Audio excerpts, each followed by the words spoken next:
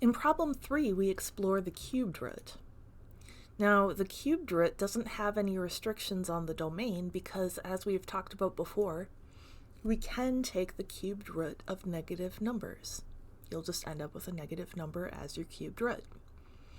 Therefore, the domain for all cubed roots is negative infinity to infinity. For the horizontal intercept, we are setting y equal to 0, so I'll start calculating that in green. So 0 is equal to the cubed root 27 minus 15x.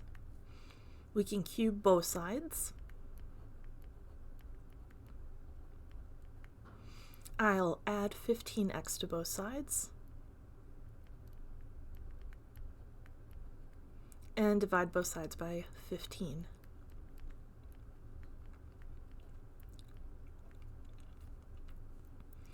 The top and bottom are both divisible by 3, so we can simplify this to 9/5.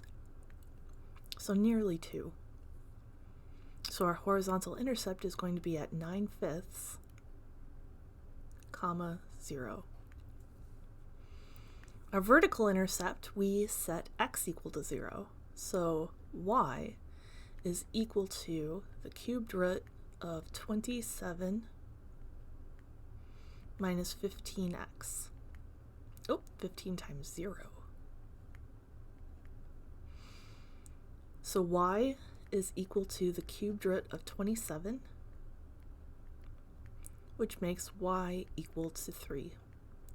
So our vertical intercept is going to be at 0, 3.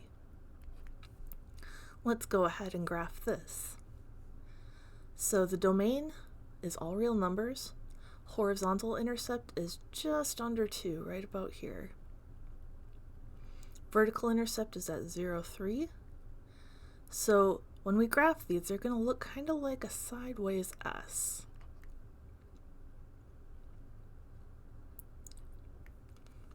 And the direction of the curve depends on the relationship with the horizontal and vertical intercepts. So since the vertical intercept was positive, we get a curve in this shape. The next one will be a little different.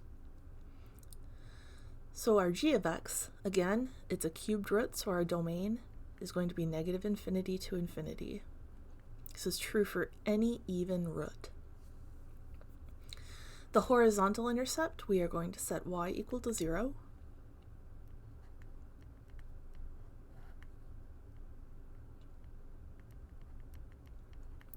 We can cube both sides, add 10 to both sides,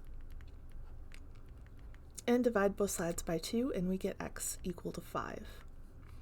So our horizontal intercept is at 5, 0.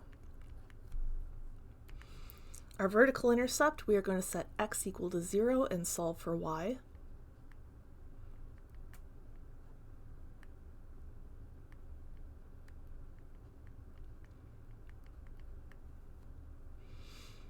So y is going to equal the cubed root of a negative 10.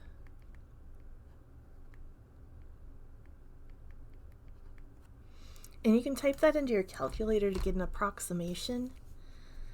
So I'm putting the cubed root of negative 10, or negative 10 to the 1/3 power. Just make sure you put that negative in parentheses because your answer is going to be negative. And it's just under negative 2. So we get 0 cubed root of negative 10.